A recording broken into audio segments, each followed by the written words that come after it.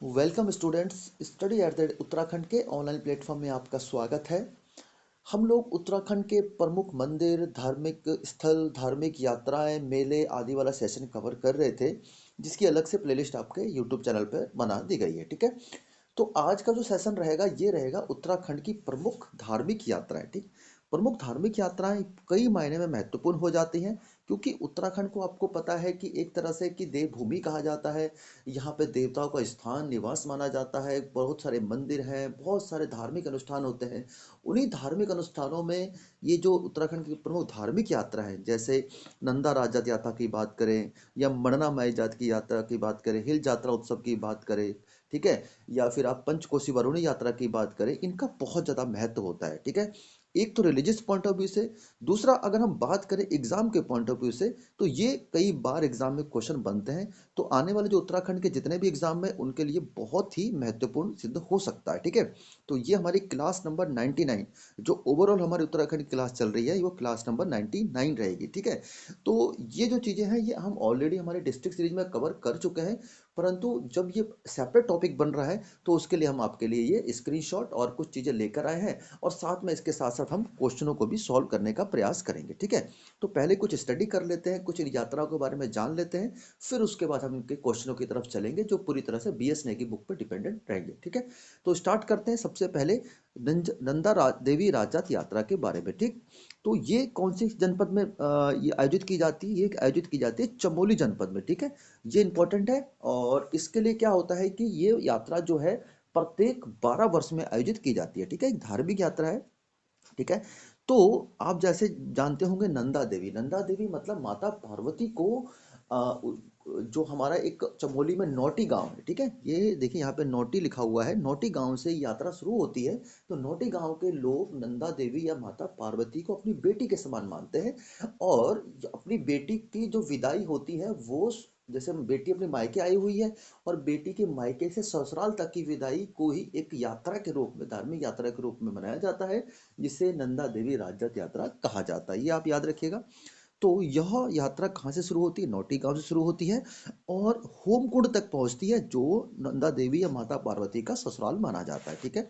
इस प्रकार से ये लोग नंदा देवी का जो डोला होता है उसको लेकर चलते हैं, और यात्रा आयोजित की जाती है। ठीक। उसके बाद इसकी कुछ इंपॉर्टेंट बातें हैं, जैसे यह यात्रा लगभग 280 किलोमीटर की यात्रा है, जो 1920 दिन में पूरी की जाती है। ठीक है। इसमें एक चार सिंग वाला खाड़ू, जिसे चौसिंगिया खाड़ू भी कहा जाता है, आप चित्र में देख पा रहे होंगे, इसको शामिल किया जाता है। ये एक इंपॉर्टेंट हो जाता है। उसके बाद इसका यात्रा का अंतिम पड़ाव, ठीक है, अंतिम पड़ाव होमकुंड, जहाँ से माता पार्वती का ससुराल माना जाता है, वो हिमालय की ओर निकल जाता है और अन्य लोग वापस आ जाते हैं। ठीक है। और होमकुंड जो है वो त्रिशूल पर्वत की तलहटी पे बसा हुआ है। ठीक है। इस तरह से आप देख सकते हैं यात्रा आयोजित की जाती है। ठीक है। और ये माता पार्वती का जो ये डोला होता है या उनकी सवारी होती है, इसी प्रकार से जाती है। ठीक। और साथ ही साथ ये जो नंदा राजत यात्रा है, इसके नेतृत्व कौन करता है? ठीक है। नेतृत्व करता है कासुआ गांव के राजकुमारों को माना जाता है, और ये क्या है, जो गढ़वाल नरेश अजयपाल के छोटे भाई के वंशज माने जाते हैं ये। ठीक है। तो कासुआ गांव के राजकुमार, ठीक हो गया। ओके। ये बात थी नंदा राजा तुर्क के बारे में। अब जब क्वेश्चन आएंगे तो उसके बारे में हम कुछ चीज़ों को और समझने का प्रयास करेंगे।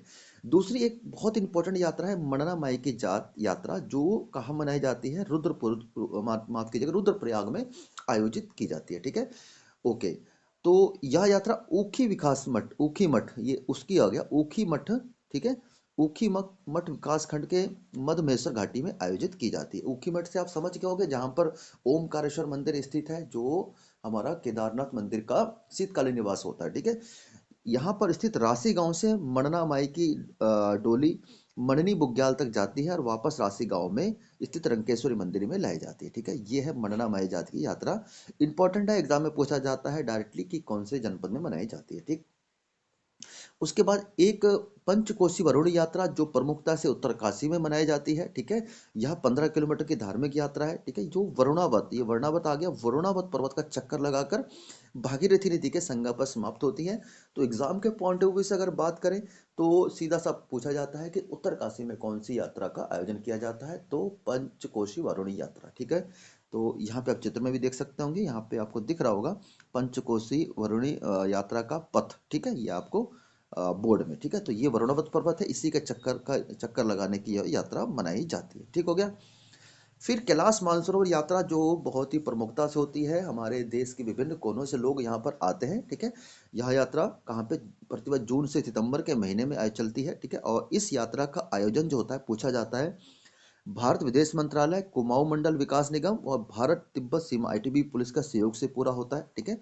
यह यात्रा अल्मोड़ा से कौसानी डीडीहाट होता हुए धारचूला तवाघाट लिपुलेख दर्रे से होते हुए तिब्बत चीन में प्रवेश करती है, क्योंकि कैलाश पर्वत तिब्बत चीन में है, ठीक है।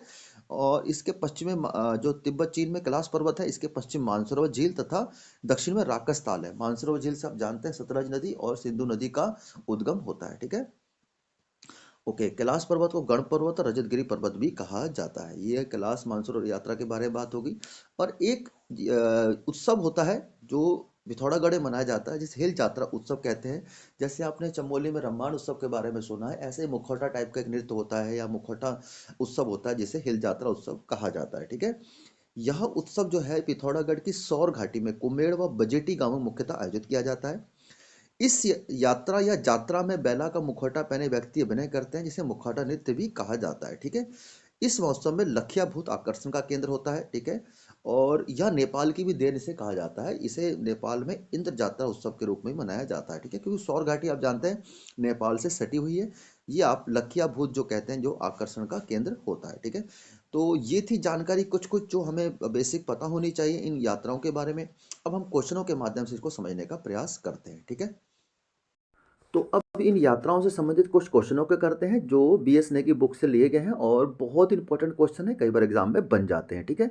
तो अब क्वेश्चन करना बहुत आवश्यक होता है, आप कितनी भी स्टडी कर रहे हैं, बट आप जब उसको क्वेश्चन फॉर्मेट में नहीं कन्वर्ट कर पाएंगे या उन क्वेश्चनों को नहीं कर पाएंगे तो कोई लाभ नहीं होता है, ठीक है। तो आप इन क्वेश्चनों को अटैम्प्ट करिए और ईमानदार से अटैम्प्ट करिए, जितने आप ये अटैम्प्ट कर सकते हैं करिए। बाद में इसकी आंसर की भी एंड में दी गई है, उसको आप देख सकते हैं। तो पहला क्वेश्चन हमारे सामने, नंदा राजा का पहला पड़ाव कौन सा है? तो नंदा राजा यात्रा का जो पहला पड़ाव माना जाता है वो नौटी गांव से ईड़ा बधानी को ही पहला पड़ाव कहा जाता है। तो उत्तर डी सही हो जाएगा। नंदा राजा यात्रा में महिलाओं का जाना कहाँ तक स्वीकृत है? ठीक है, तो एक पातर नौचनिया जगह है, बहुत इंपॉर्टेंट है, गांव है, ठीक है, यहाँ तक महिलाओं का जाना स्वीकृत होता है। उसके बाद पुरुष यहाँ से आगे बढ़ जाते हैं, ठीक है। नंदा देवी राजा यात्रा में निम्न में से किस क्षेत्र की सांस्कृतिक एकता का प्रतीक है? कौन से? कुमाऊं व गढ़वाल दोनों की सांस्कृतिक एकता का प्रतीक है, मतलब कुमाऊं व गढ़वाल दोनों के लोग यहाँ पे शामिल होते हैं। 20वीं सदी की पहली नंदा राजा यात्रा कब हुई थी? ठीक है, 20वीं सदी की। तो कब हुई थी? तो ये आयोजित की गई थी, पहली बार जो आयोजित की गई थी ये वर्ष 1905 में आयोजित की गई थी। स्वतंत्रता के बाद पहली बार नंदा राजा यात्रा कब हुई थी? तो ये इंपॉर्टेंट क्वेश्चन बन जाता है। तो वर्ष 1951 में। विश्व की अनोखी पद यात्रा नंदा राजा यात्रा कितने वर्षों बाद आयोजित की जाती है? तो ये 12 वर्षों बाद आयोजित की जाती है। किस यात्रा को हिमालय का महाकुंभ कहा जाता है? ठीक है, तो हिमालय के महाकुंभ के नाम से जाने जाने वाली यात्रा कौन सी है? नंदा राजा यात्रा। राजा यात्रा की समय अवधि कितनी है? तो मैंने आपको बता दिया, 1920 दिन में ये समाप्त हो जाती है। नंदा देवी राजा यात्रा किस गढ़ के राजकुंवरों द्वारा संपन्न की जाती है? ठीक है, तो जैसे अजयपाल, ठीक है, अजयपाल के जो भाई के वंशज माना जाता है कांसुआ गांव के लोग, ठीक है, तो ये कौन से गढ़ के अंतर्गत आता है? ठीक है, ये इनमें से कोई भी ऐसा गढ़ नहीं है जो इसके अंतर्गत आता है, ठीक है, तो इसका उत्तर होगा इनमें से कोई नहीं। तो ये कांसुआ गांव आप याद रखेंगे। किस गांव में नंदा देवी का भारवाहक लाटू देवता शामिल होता है? ठीक है, तो कहाँ से शामिल होता है लाटू देवता? ठीक है, तो भारवाहक किसे माना जाता है? लाटू देवता को माना जाता है। तो गांव है, गांव का नाम है बाण गांव से, ठीक है। नंदा देवी राजा यात्रा का अंतिम पड़ाव निम्न में से कौन सा है? तो अंतिम पड़ाव कौन सा हो जाएगा? तो ये हो जाएगा होमकुंड, जहां पर नंदा देवी का माता का ससुराल माना जाता है। ओके, कासुआ गांव चमोली के समीप नौटी के नंदा देवी मंदिर से होते हुए हेमकुंड तक की दूरी कितने किलोमीटर है? तो मैंने आपको बताया था लगभग ये 280 किलोमीटर की यात्रा हो जाती है। नंदा देवी के किस पड़ाव के बाद कोई बस्ती नहीं है? ठीक है, तो कौन सी बस्ती? बाण गांव के बाद, ठीक है, बाण गांव के बाद कोई भी बस्ती यहाँ पे नहीं मानी जाती। जहाँ से लाटू देवता शामिल होते हैं भारवाहक, तब से कोई बस्ती नहीं मानी जाती है। निम्न में किस यात्रा में माँ पार्वती की विदाई बेटी के रूप में की जाती है? तो ये नंदा राजा यात्रा के में की जाती है। पातर नौचड़िया नामक स्थान का संबंध किस यात्रा से है? तो मैंने बताया पातर नौचड़िया, जहाँ से महिला इसके आगे नहीं जाती है, नंदा राजा यात्रा संबंध हो जाएगा। निम्न में किसका संबंध देवी नंदा देवी राजा यात्रा से है? ठीक है, तो इसमें क्या होगा, तो इसमें सारी चीज़ें जैसे चौसंगिया मेड़ू या खाड़ू, ठीक है, छतौली या रिंगाल से निर्मित जो छाता होता है, या और जूरा रागली दर्रा, ठीक है, ये सारे के सारे इस यात्रा से संबंधित हो जाएंगे। किस पर्वत को गण पर्वत या रजतगिरी पर्वत कहा जाता है? तो ये कैलाश पर्वत को कहा जाता है, जो अभी जस्ट हमने पढ़ा था।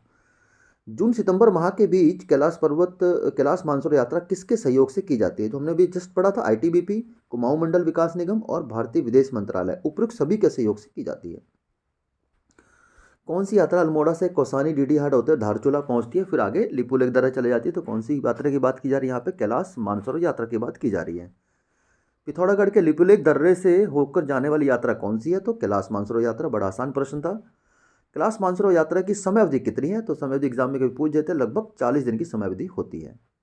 अगला क्वेश्चन है, कैलाश पर्वत के चारों ओर की परिक्रमा दूरी कितनी है? ठीक है, तो कैलाश पर्वत की अगर परिक्रमा दूरी की बात करें तो ये लगभग हो जाती है 51 किलोमीटर। ठीक है, क्वेश्चन नंबर 23 है, इस पे हम पहुंच चुके हैं 23 पर। और निम्न में से कैलाश शिखर की बनावट किस प्रकार की है? ठीक है, तो कैलाश शिखर की बनावट अगर आप देखेंगे, अगर कैलाश पर्वत आपने देखा होगा तो ये शिवलिंग की तरह इसकी बनावट होती है। ठीक है, पिथौरागढ़ की सौर घाटी में धान रोपाई के समय कौन सा उत्सव मनाया जाता है? तो अभी जस्ट हम जिस पिथौरागढ़ में उत्सव की बात कर रहे हैं, जो नेपाल के सहयोग से ही मनाया जाता है, या नेपाल में प्रमुखता से मनाया जाता है, या नेपाल की देन भी कह सकते हो आप, तो वो उत्सव कौन सा होता है? हिल जात्रा उत्सव। ठीक है, जिसे मुखौटा नृत्य भी कहा जाता है। ओके, इनमें किस उत्सव में स्वांग नृत्य किया जाता है? तो ये एग्जाम में क्वेश्चन बना हुआ है, तो हिल जात्रा उत्सव भी हो गया, या फिर आप जैसे इसमें तो ऑप्शन में है नहीं, तो आप ब्रह्मांड जो महोत्सव होता है, ठीक है, उसमें भी ये स्वांग या मुखौटा नृत्य किया जाता है। नेपाल की देन हिल जात्रा उत्सव का मुख्य पात्र है, तो लखिया भूत, जो अभी हमने पढ़ा था। अस्कोट आराकोट यात्रा किस स्थान द्वारा आयोजित की जाती है? ठीक है, तो अस्कोट से आप समझ जाएंगे, अस्कोट पिथौरागढ़ के प्रमुख स्थान हो जाएगा। ठीक है, तो यह यात्रा किस संस्था द्वारा आयोजित की जाती है? तो यह यात्रा जो की जाती है पहाड़ संस्था के द्वारा की जाती है। इंपॉर्टेंट है, याद रखिएगा। ठीक है, थोड़ा डिफरेंट क्वेश्चन है, एग्जाम में बन सकता है। उत्तराखंड का पांचवा धाम किसे कहा जाता है? ठीक है, तो खतलिंग ग्लेशियर जो जानते होंगे, रुद्रा देवी, ठीक है, इसे उत्तराखंड का पांचवा धाम। चार धाम तो कल हम पढ़ लिए थे, गंगोत्री, यमुनोत्री, बद्रीनाथ, केदारनाथ, तो पांचवा धाम खतलिंग रुद्रा देवी को कहा जाता है। ये इंपॉर्टेंट है, इस प्रकार के क्वेश्चन अब फंसाने वाले एग्जाम में बन जाते हैं। और आज के सेशन का अंतिम प्रश्न है, वरुणी पंचकोशी यात्रा किस जनपद में हर वर्ष आयोजित की जाती है? तो ये की जाती है उत्तरकाशी में, जो वरुणावत पर्वत का चक्कर लगा के पूरी की जाती है। ठीक है, तो ये था आज का हमारा सेशन, जिसमें हमने विभिन्न प्रकार से क्वेश्चनों को समझने का प्रयास भी किया है, और ये आपके लिए आंसर की भी यहाँ पे अवेलेबल है, आप आराम से बाद में देख सकते हैं पीडीएफ के जरिए। कुछ चीज़ों को हमने समझाने का प्रयास किया है शॉर्ट में, ताकि आपको चीज़ें क्लियर हो जाएं या आपका रिकॉल हो जाए क्वेश्चन करने से पहले।